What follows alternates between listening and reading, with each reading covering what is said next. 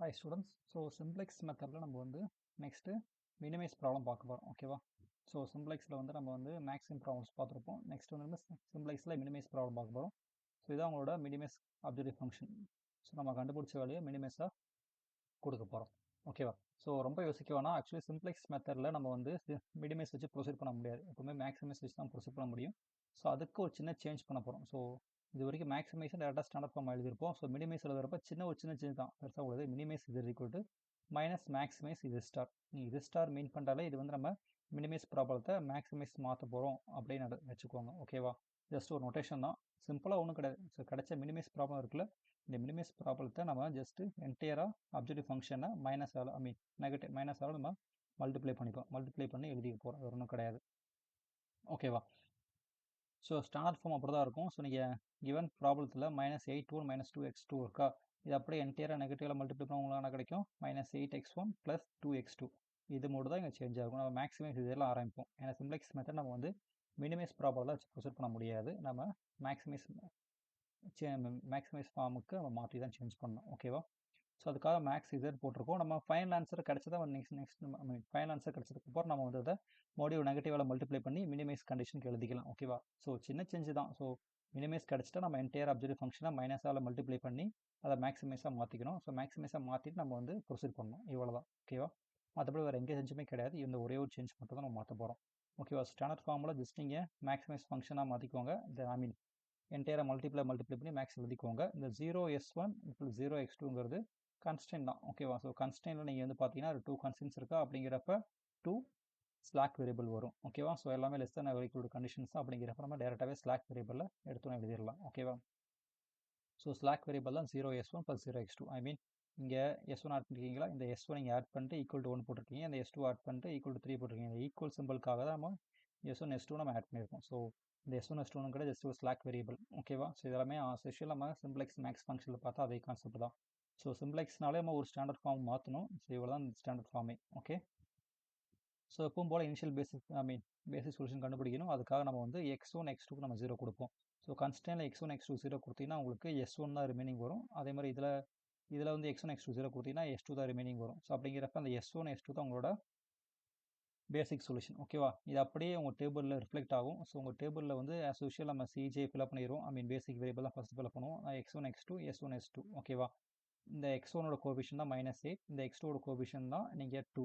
நீங்கள் யாரும் கன்ஃபியூஸ் பண்ணிக்காதீங்க. இந்த சிஜேங்கிறது எதை பார்த்து எழுதுறோம், நம்ம ஸ்டாண்டர்ட் ஃபார்ம் மாற்றணும்ல, அந்த ஸ்டாண்டர்ட் ஃபார்முக்கான கோஎஃபிஷியன்ட் எழுதணும். நீங்கள் ஆக்சுவல் ப்ராப்ளத்துக்கு போயிடாதீங்க.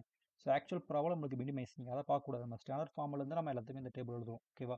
ஸோ ஸ்டாண்டர்ட் ஃபார்மில் x1 கோஎஃபிஷியன்ட் -8, தென் x2 கோஎஃபிஷியன்ட் 2. ஓகேவா? அதுலேருந்து நம்ம வந்து எழுதணும். நீங்கள் யாரும் ஆக்சுவல் ப்ராப்ளத்துக்கு போயிடாதீங்க. நம்ம மேக்ஸை மாற்றி தான் நம்ம ப்ரொசீட் பண்ணுறோம். அதுக்காக தான் சொல்ல வரேன். ஸோ x1 கோஎஃபிஷியன்ட் 0, தென் x2 கோஎஃபிஷியன்ட் 0. இதெல்லாம் ஃபில்அப் பண்ணிடுவீங்க. ஸோ அதே மாதிரி இங்கே பேசிக் வேரியபிள் நம்ம ஆல்ரெடி கண்டுபிடிச்ச அந்த s1 s2 இருக்கா, அப்படி எழுதிடுவீங்க. ஸோ s1 s2, தென் அதுக்கான கோஎஃபிஷியன்ட் இங்கே எழுதிடுவீங்க. s1 s2க்கான கோஎஃபிஷியன்ட், தென் s1க்கான சொல்யூஷன் 1 3யா, அது பேசிக் காலத்தில் 1 3 எழுதிடுவீங்க. ஓகேவா? ஸோ இவ்வளோ தான் சேஞ்சு. ஸோ பெருசாக இவ்வளோ தான் சப்ஸ்டியூட் பண்ண போகிறோம். பெருசாக ஒன்றும் கிடையாது. ஜஸ்ட் இங்கே இருக்கிற அந்த உள்ள இருக்க எலமெண்ட்ஸ் இருக்கா, இது அப்படியே அந்த மேட்ரிக்ஸ் தான். கன்ஸ்டன்ஸ் தான். ஸோ கன்ஸ்டன்ட் அப்படியே நீங்கள் ஃபில் பண்ண போகிறீங்க. x1 கோஎஃபிஷியன்ட் வந்து -4, x2 கோஎஃபிஷியன்ட் 2, தென் s1ஓட கோஎஃபிஷியன்ட் 1, தென் s2ஓட கோஎஃபிஷியன்ட் 0. s2 இங்கே இல்லை, அதனால் நம்ம s2க்கு பதிலாக இங்கே 0 போட்டுக்கிறோம். அதே மாதிரி அடுத்த கன்ஸ்டன்ட் அப்படியே ஃபில் பண்ணிக்கிறோம். ஓகேவா? ஸோ இது ஜஸ்ட் ஒரு மேட்ரிக்ஸ் மாதிரி தான், நீங்கள் ரொம்ப யோசிக்கிற அவசியம் கிடையாது.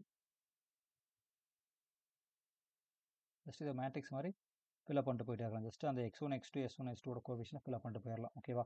ஸோ நெக்ஸ்ட் நம்ம ஃபர்தராக எப்பவுமே நம்ம ZJ - CJ கண்டுபிடிக்கணும். அதுக்காக நம்ம ZJ கண்டுபிடிக்கிறோம். ஸோ நான் ஆல்ரெடி சொன்ன மாதிரி தான், சிபியில் 0வாக இருக்கிறப்ப நம்ம வந்து டேரெக்டாக விசிஜே வந்து 0 போட்டு போயிட்டே இருக்கலாம். ஏன்னா நம்ம விசிஜோட ஃபார்ம் அப்படி summation of CB into A5J தான். ஸோ சிபிஏ நீங்கள் ஒரு எலமெண்ட்டாக மல்டிப்ளை பண்ணால் கூட உங்களுக்கு 0 தான் வரும். ஏன்னா சிபிஏ 0வாக இருக்கல, அப்படிங்கிற உள்ள மல்டிப்ளை பண்ணாலும் 0 தான் வரும். அப்படிங்கிறப்ப 0வை நீங்கள் ஃபுல்லாக சம் பண்ணால் கூட உங்களுக்கு 0 தான் கிடைக்கும். ஓகேவா? ஸோ அதனால் நீங்கள் வந்து கண்ணை மூட்டு நீங்கள் தாராளமாக இந்த விசிஜேங்கிறது இனிஷியல் ஐட்ரேஷனில் நீங்கள் 0 போட்டுடலாம். சிபி ஃபுல்லாக 0வாக இருக்கிறப்ப இது ஃபுல்லாகவே 0 தான். ஓகேவா? அதே மாதிரி இசஜே மைனஸ் சிஜே கண்டுபிடிக்கணும். உங்களுக்கு அல்டிமேட் எய்மே இசஜே மைனஸ் சிஜே கண்டுபிடிக்கிறது தான். ஸோ அதை கண்டுபிடிச்சா உங்களுக்கு தெரிஞ்சிடும். ஸோ அதை கண்டுபிடிச்சின்னா உங்களுக்கு இசஜேங்கிறது, ஸோ இங்கே கண்டுபிடிச்ச காலம் இங்கே இருக்குது. தென் சிஜேங்கிறது மேலே ஆல்ரெடி நம்ம கிவன் டேட்டாலேயே இருக்குது. ஓகேவா? நீங்கள் சப்ராக்ட் பண்ணிங்கன்னா 0 -8 போடுறப்ப +8 வந்துடும். தென் 0 மைனஸ் டூங்கிறது -2 வந்துடும். தென் 0 -0 ஸோ 0 தான். ஓகேவா, இது எல்லாமே 0 வந்துடும். இப்போ பார்த்தீங்கன்னா உங்களுக்கு இதுஜே -0 கிரேட்டர் தன் இதுஜே மைனஸ் சிஜேங்கிறது எப்பவுமே நம்மளுக்கு கிரேட்டர் தன் 0 வந்தால் தான் நம்ம ஐடெரேஷன் ஸ்டாப் பண்ண முடியும். ஸோ அப்படி இல்லாட்டி நம்ம வந்து அதுக்கேற்ற மாதிரி ஃபர்தராக டோட்டல் காலம் கண்டுபிடிக்கணும். அதான் ரூல். ஸோ அப்படிங்கிறப்ப நம்ம பார்த்தீங்கன்னா உங்களுக்கு கிரேட்டர் தன் 0 வரல, -2ன்னு வந்துடுச்சு. ஸோ இருக்கலே இந்த காலத்தில் ரொம்ப லீஸ்டான எலமெண்ட் இந்த -2 தான். ஸோ அதான் உங்களுக்கு மீன் பிவோட்டல் காலம். ஓகேவா, ஸோ இதான் உங்களுக்கு பிவோட்டல் காலம். ஸோ பிவோட்டல் ரோ கண்டுபிடிக்கிறதுக்கு நீங்கள் ரொம்ப யோசிக்க தேவையில்லை. ஸோ பிவோட்டல் காலத்தை பார்த்தீங்கன்னா 2 -4 தான் இருக்குது. ஸோ மைனஸை நம்ம கண்டிப்பாக டிவைட் பண்ண போகிறது கிடையாது. ஏன்னா வந்து ரூல் படி ரேஷியோவை கண்டுபிடிக்கணும்னா பிவோட்டல் காலம் கண்டுபிடிக்கிறப்ப நம்ம ரேஷியோ செக் பண்ணுவோம். ஓகேவா, ஸோ அதில் வந்து பிவோட்டல் காலத்தில் இருக்கிற நம்ம ஒரு எலமெண்ட்டை நம்ம ரேஷியோ சொல்யூஷனாக டிவைட் பண்ணுவோம். டிவைட் பண்ணி பார்ப்போம். ஸோ அப்படிங்கிறப்ப 1/2 போகிறப்ப உங்களுக்கு 1/2 கிடச்சிரும். தென் 3 - 4 போடக்கூடாது. ஏன்னா வந்து நெகட்டிவ் நம்பரை என்றைக்கு நம்ம டிவைட் பண்ணி பார்க்கக்கூடாது. அது ஒரு ரூல் இருக்குது சிம்ப்ளெக்ஸில். ஸோ அப்படிங்கிறப்ப நீங்கள் இதை போடவே முடியாது. ஸோ இருக்கிறது 2 ரோ தான். ஒரு ரோ வந்து பிவோட்டல் ரோ இல்லைன்னா இன்னொரு ரோ கண்டிப்பாக பிவோட்டல் ரோ தான். ஓகே, அப்படிங்கிறப்ப இதான் உங்களோட பிவோட்டல் ரோ. ஸோ பிவோட்டல் காலத்துக்கும் பிவோட்டல் ரோவும் காமனாக இருக்கிற எலமெண்ட் தான் இந்த 2. அப்போ இந்த 2 தான் உங்களோட பிவோட்டல் எலமெண்ட். ஓகேவா, ஸோ அந்த 2 பிவோட்டல் எலமெண்ட் தான் நம்ம என்ன ஃபர்தராக பண்ணுவோம், 2 வந்து ஒன்றா மாற்றத்துக்கு சேஞ்ச் பண்ணுவோம். கரெக்டாக. ஸோ R1 தான் உங்களுக்கு இருக்கிற பிவோட்டல் ரோ. தென் 2 தான் உங்களோட பிவோட்டல் எலமெண்ட். ஓகேவா, ஸோ பிவோட்டல் எலமெண்ட்டை நீங்கள் கண்டுபிடிச்சதுக்கப்புறம் 2ஆல் டிவைட் பண்ணிங்கன்னா உங்களுக்கு ஒரு பிவோட்டல் ரோ கிடைக்கும். இதுதான் உங்களோட நியூ R1. ஓகேவா, ஸோ இந்த நியூ R1 நெக்ஸ்ட் ஐட்ரேஷனில் யூஸ் பண்ணிக்கலாம். ஜஸ்ட் சொல்கிறேன். ஓகேவா, ஸோ இதான் உங்கள் பிவோட்டல் எலமெண்ட். அதை நீங்கள் ஒன்றா மாத்திரம் தான் ஃபஸ்ட்டு கால்குலேஷன். ஒன்றா மாற்றணும்னா 2 இருக்குது. ஒன்றா மாற்றணும்னா 2ஆல் டிவைட் பண்ணாலே போதும். ஓகேவா, அதாங்க பண்ணியிருக்கேன். ஸோ அதான் உங்கள் மேட்ரிக்ஸ் ஆப்ரேஷனாகவே இங்கே யூஸ் பண்ணியிருக்கேன். ஓகேவா, நெக்ஸ்ட்டு வந்து இங்கே -4 இருக்கா, இந்த -4 நம்ம வந்து 0 மாற்றணும். ஸோ பிவோட்டல் எலமெண்ட்டுக்கு கீழே மேலே இருக்க எல்லாமே 0 பண்ணணும். இல்லை மொத்தமே பிவோட்டல் எலமெண்ட் R1னா R2 மட்டும் தான் இருக்குது. அப்படிங்கிறப்ப R2 இருக்கிற அது கீழே இருக்கிற அப்படியே எக்ஸாக்ட் எலமெண்ட் நம்ம வந்து 0 மாற்றணும். ஸோ -4 0 மாற்றணும் ஒன்றும் கிட்ட ஜஸ்ட் நீங்கள் R1 2ஆல் மல்டிப்ளை பண்ணி ஆட் பண்ணாலே போதும். ஸோ அதாங்க ஆப்ரேஷன் யூஸ் பண்ணியிருப்பேன். ஸோ மேட்ரிக்ஸ் ஆப்ரேஷனில் R2 வந்து நம்ம R2 + 2R1. ஸோ ஆல்ரெடி நெகட்டிவ்ல தான் இருக்குது. அப்படிங்கிறப்ப ஆட் பண்ணாலே போதும், உங்களுக்கு 0 வந்துடும். ஸோ அப்படிங்கிறப்ப நீங்கள் R2 எழுதிக்கோங்க. ஸோ டேபிள் இருக்கிற அந்த R2 தான் 2R1. ஸோ R1 நீங்கள் 2ஆல் மல்டிப்ளை பண்ணி எழுதிக்கோங்க. இப்படி இந்த மாதிரி கிடைக்கும். சரி, ஆஸ் யூஷுவல் நீங்கள் சப்ராக்ட் பண்ணிங்கன்னா ஆட் பண்ணிங்கன்னா உங்களுக்கு இந்த -4 + 4 உங்களுக்கு 0 கிடச்சிரும். ஸோ நம்ம ரூல் படி பிவோட்டல் எலமெண்ட் கீழே இருக்கிற எலமெண்ட் கீழே மேலே இருக்கிற எலமெண்ட் நம்ம 0 பண்ணணும். ஸோ அப்படிங்கிறப்ப 2க்கு பதிலாக 2 கீழே இருக்கிற -4 நம்ம 0 பண்ணியாச்சு. ஓகேவா, இப்போ இதான் உங்களோட new R1. Okay, so new R2 இதை நீங்கள் அப்படியே நீங்கள் உங்கள் நெக்ஸ்ட் ஐட்ரேஷன் எழுதிக்கலாம். ஸோ பிவோட்டல் எலமெண்ட் கண்டுபிடிக்கிறதுக்கு நம்ம 0 மட்டும் பண்ணக்கூடாது. நம்ம இன்னொன்று பண்ணணும். என்ன பண்ணோம்னா பிவோட்டல் எலமெண்டோட வேரியபிள் வந்து பேசிக் வேரியபிளுக்கு வந்துடும். ஸோ பிவோட்டல் எலமெண்ட்டில் பார்த்தீங்கன்னா 2 தான். ஸோ 2ங்கிறது ஏதோ 2க்கு மேலே இருக்கிற வேரியபிளை பாருங்கள், x2. அந்த x2ங்கிறது எங்கே வந்துடும்னா அந்த பேசிக் வேரியபிளுக்கு வந்துடும். ஸோ 2க்கு இங்கே லெஃப்ட் சைடில் என்ன இருக்குது, S1 இருக்குது. அப்படிங்கிறப்ப x2 வந்து இந்த பேசிக் வேரியபிளுக்கு வந்துடும். S1 வந்து இந்த பேசிக் வேரியபிள் லீவ் ஆகிடும். ஸோ அதான் வந்து செகண்ட் ஐட்ரேஷன் இங்கே ஸ்டார்ட் பண்ணுறப்ப எழுத வேண்டிய ஒரு லைன். ஸோ இந்த லைனு இந்த எக்ஸ்ட்ரா எழுதுறது எல்லாமே ஜஸ்ட் அந்த சப்ஜெக்டை பற்றி கிளாரிட்டியாக மென்ஷன் பண்ணுறதுக்காக மட்டும் தான். கிளாரிட்டி இருக்கிறதுக்கு காட்டுறதுக்கு மட்டும்தான். இதெல்லாம் எழுதணும் கூட எக்ஸாம் அவசியம் கிடையாது. டேரெக்டாக நீங்கள் டேபிள் எழுதுனா கூட தான் போதும். ஓகேவா, ஸோ ஜஸ்ட் நீங்கள் S1க்கு பதிலாக x2 ரிப்ளேஸ் பண்ணுறீங்க. ஸோ ரிப்ளேஸ் பண்ணதுக்கப்புறம் மற்ற எல்லா காலமும் சேம் தான். பேசிக் வேரியபிள் அப்படியே x1 x2 S1 S2 எழுத போகிறீங்க. அதுக்கான கோஎஃபிஷியன்ட் எழுத CJ எழுத போகிறீங்க. அதெல்லாம் சேஞ்ச் கிடையாது. சேஞ்ச் என்னன்னா ஜஸ்ட் இந்த பேசிக் வேரியபிளில் அந்த S1க்கு பதிலாக டோட்டல் எலமெண்ட் மேலே x2 இருந்துச்சா அந்த x2 ரிப்ளேஸ் ஆகிருக்கு, வேறு ஒன்றும் கிடையாது. ஸோ இது new R1 new R2 already மேலே கால்குலேஷன் கண்டுபிடிச்சது அப்படியே எழுதிக்க போகிறீங்க. ஓகே, அப்படி இது வரைக்கும். ஸோ இது வரைக்கும் கண்டுபிடிச்சதை எழுதிட்டு நீங்கள் ஆஸ் யூஷுவல் இந்த x2 கூட கோஎஃபிஷியன்ட் அது 2 அதையும் நீங்கள் எழுதிடணும் முக்கியமாக. ஓகேவா, ஏன்னா வந்து நீங்கள் பேசிக் வேரியபிள் சேஞ்ச் ஆச்சுன்னா அதுக்கேற்ற மாதிரி அதோட கோஎஃபிஷியன்ட் நீங்கள் எழுதி ஆகணும் சிபியில். அது முக்கியமான பாயிண்ட். நெக்ஸ்ட் ஆஸ் யூஷுவல் நம்ம ZJ - CJ கண்டுபிடிச்சிட்டு போயிடலாம். ஸோ ZJ - CJங்கிறது just summation of CB × FIJ. So சிபியில் வேல்யூ இருக்கோ அப்போ கண்டிப்பாக மல்டிப்ளை பண்ணி தான் பார்க்கணும். ஸோ சிபியில் 2 இருக்குது, இங்கே 2 இருக்குது. அப்படிங்கிற மல்டிப்ளை பண்ணிங்கன்னா உங்களுக்கு -4. ஓகேவா, 0வில் மல்டிப்ளை பண்ணிங்கன்னா உங்களுக்கு 0 தான் கிடைக்கும். ஸோ அப்படி யூஸ் பண்ண அவசியம் கிடையாது. ஜஸ்ட் நீங்கள் இருக்கிற வேல்யூஸ் மட்டும் மல்டிப்ளை பண்ணுங்கள். அப்படிங்கிற 2 × 2 2 × 1 உங்களுக்கு 2 கிடச்சிருச்சா. தென் 2 × 1/2 1. அதே மாதிரி 2 × 0 0. ஸோ ZJ ரோ கண்டுபிடிச்சாச்சு. ஸோ ZJ கண்டுபிடிச்சதுக்கப்புறம் நீங்கள் ZJ - CJ கண்டுபிடிக்கணும். ஸோ ZJ - CJங்கிறது ஜஸ்ட் ZJ காலம் இங்கே ரோ இங்கே இருக்கா, CJ காலம் மேலே இருக்குது. ஜஸ்ட் சப்ராக்ட் பண்ணுங்கள். சப்ராக்ட் பண்ணிங்கன்னா உங்களுக்கு -4 - -8. ஸோ அப்படிங்கிறப்ப உங்களுக்கு +8 வந்துடும். அப்படிங்கிறப்ப உங்களுக்கு +4 வந்துடும். ஸோ ஒன்றும் இல்லை, இங்கே பார்த்தீங்கன்னா -4 மைனஸ் ஆஃப் -8 வந்துடும். அப்படிங்கிறப்ப உங்களுக்கு +4 வந்துடும். ஓகேவா, அதான் இங்கே எழுதியிருக்கேன். அதே மாதிரி -2 2 -2 0 வந்துடும். தென் 1 -0 0 தென் 2 0 -0 0 வந்துடும். ஸோ அப்படி பார்த்தீங்கன்னா உங்களுக்கு எல்லா இசேஜே மைனஸ் சிஜேவையும் கிட்ட 0 வந்துருச்சு. ஸோ அப்படிங்கிறப்ப இது உங்களுக்கு ஒரு ஆப்டிமம் சொல்யூஷன் கிடைக்கும் கண்டிப்பாக. ஸோ ஆப்டிமம் சொல்யூஷன் பார்க்குறப்ப நீங்கள் இசேஜே இங்கே இருக்கா, பேசிக் வேரியபிள் இருக்கா, பேசிக் வேரியபிள் இருக்கிற வேரியபிளுக்கு கரெக்டாக சொல்யூஷன் வேரியபிளை செக் பண்ணணும். அதில் என்ன வேல்யூஸ் இருக்கோ அதுதான் உங்கள் சொல்யூஷன்.